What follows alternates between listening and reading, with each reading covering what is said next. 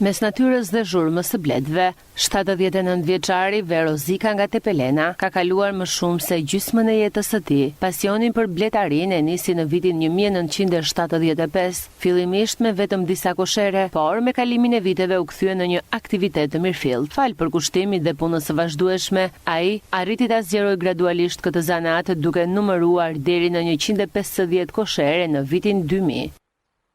Kam nga 75 deri tani që kam merrem direkt me bletët. Kemi gjetur një në pyll. Atë e morëm, edhe me anë të asaj ai shumuan pasaj. Radhën e parë, vitin e parë i bëm me 5-6, pasaj i bëm në 10-15 e me radhë. Në kohën e monizmit kam mbajtur maksimumi deri në 25 koshere blet. Kam qenë në majt malit, në Malas, pra dhe një vend fantastik për bletët.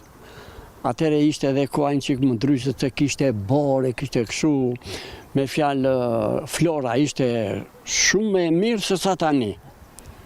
Çdo ditë, ai dedikon orë të tëra vëzhgimit dhe mirëmbajtjes së koshereve, duke u siguruar që gjithçka të funksionojë siç duhet. Në 75-ën deri në 80-85 ne merrim mesatarisht gati 50 kg mjal për një koshere. Shiko qarë bolloku kishte atëre. Ndofta influencon dhe sasia e bletëve, kurse tani mund të marrësh maksimumi 10-15 kg. Sot, puna e tij është kthyer në një biznes fitimprurës, por mbi të gjitha mbetet një pasion që nuk njeh mosh. Megjithatë, sipas tij, kushtet atmosferike të këtij viti pritet të ndikojnë në prodhim, i cili mund të mos harrijë nivelin e sezonit të kaluar. Këtë vit nuk morën fare mjalt mare, bile edhe rezervat ushqimore nga marja për bletët nuk u bën tamam normale. Me fjalë nuk ka ashtu.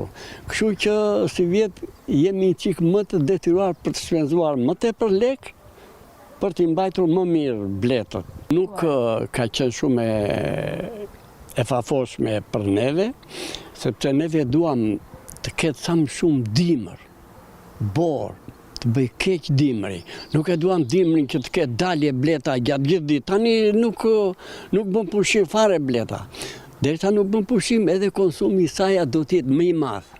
Tani kur nuk ka rezerva ushqimore jemi të detyruar neve t'ja plotësojmë asaj këto kushte.